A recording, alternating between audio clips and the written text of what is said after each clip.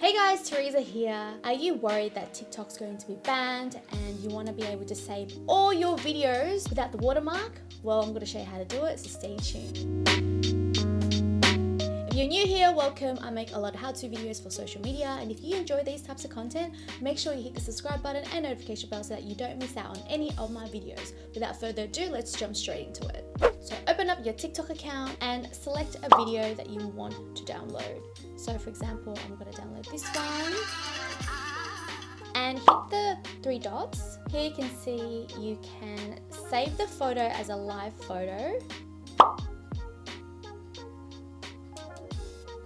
Once you've done that and it's converted, go into your camera roll, then hit that download button there on the bottom corner, and then it will say save as video.